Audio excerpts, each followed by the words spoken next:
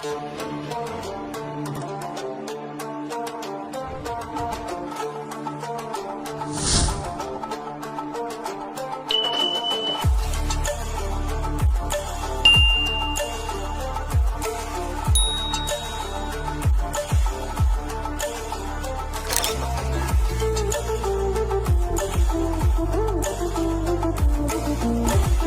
ہم سندھ کے ایک اہم قصبے گھاروں پر کچھ بات کر رہے ہیں. جی بالکل. ہمارے پاس اس کی تاریخ، اس کا جغرافیہ اور جو آج کل وہاں ترقی ہو رہی ہے اس حوالے سے کچھ معلومات ہیں. جی ہاں. تو آئیے دیکھتے ہیں کہ اس جگہ کی کہانی کیا ہے اور یہ آج کل اتنی اہم کیوں ہوتی جا رہی ہے. بالکل. اچھا، تو یہ قصبہ ہے ضلع ٹھٹہ میں، نیشنل ہائی وے N5 پر. جی. یعنی کراچی سے زیادہ دور نہیں، میرے خیال ہے کوئی 65 کلومیٹر بس. ہاں بالکل قریب ہے. اور جو ہمیں پتہ چلا ہے شروع میں یہاں کچھ خاص قبیلے تھے، جیسے جوکھیو، خاص کھیلی اور میر باہر بھی.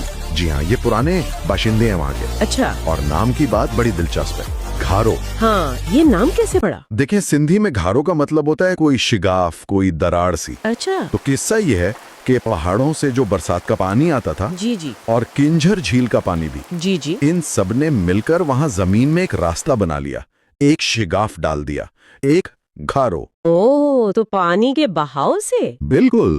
اور بس اسی شگاف کے کنارے یہ بستی آباد ہونا شروع ہوئی.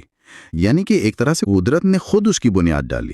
واقعی یہ تو بہت ہی منفرد بات ہے کہ نام ہی قدرتی عمل سے جڑا ہوا ہے. جی. اچھا، اور گھاروں کے بالکل قریب ہی تو وہ مشہور جگہ ہے بھنبھور. جی ہاں، بمبھور، سسی پنوں والا. ہاں وہی، جس کی کہانیاں تو ہم سب نے سن رکھی ہیں، لیکن آج کل دیکھیں تو بھنبھور تو بس آثار قدیمہ جیسا ہی ہے. صحیح کہا، ایک تاریخی مقام ہے.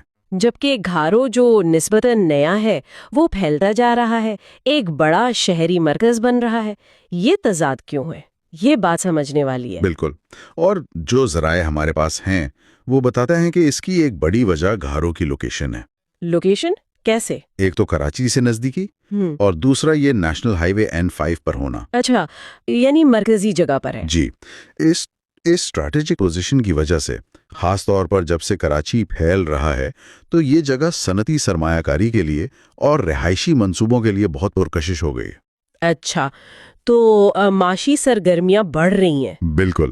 جبکہ بھنبھور اپنی ساری تاریخی اہمیت کے باوجود اس نئی ترقی کی دوڑ سے تھوڑا سا الگ رہ گیا ہے.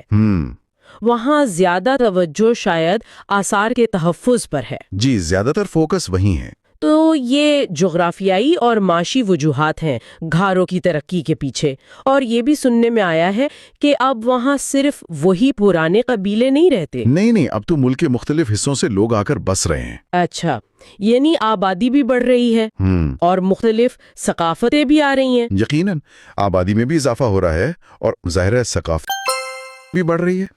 اور یہ بات ہمیں واپس وہیں لے جاتی ہے، اس شغاف والی بات پر. اچھا. کہ دیکھیں کیسے ایک جغرافیائی خصوصیت جیسے وہ پانی کا بنایا ہوا راستہ، وہ نہ صرف ایک جگہ کو نام دیتا ہے، جی، بلکہ اس کی قسمت بھی بدل سکتا ہے. وہ شغاف جو کبھی پانی کا راستہ تھا، آج ایک ابھرتے ہوئے شہر کی پہچان بن رہا ہے. یعنی فطرت اور انسانی آبادی کا ایک مسلسل تعلق ہے.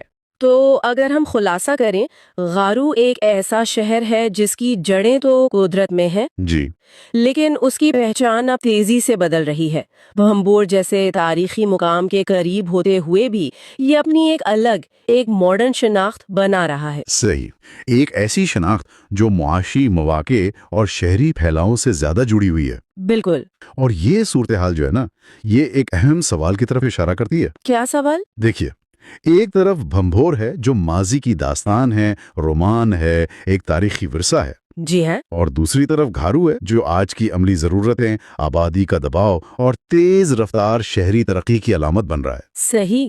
تو سوال یہ پیدا ہوتا ہے کہ وہ کیا خاص محرکات ہیں، معاشی، سماجی یا انتظامی، جو گھارو کو اتنا پھیلا رہے ہیں، جبکہ اتنا بڑا تاریخی ورثہ بھنبھور وہ بس ایک یادگار بن کر رہ گیا.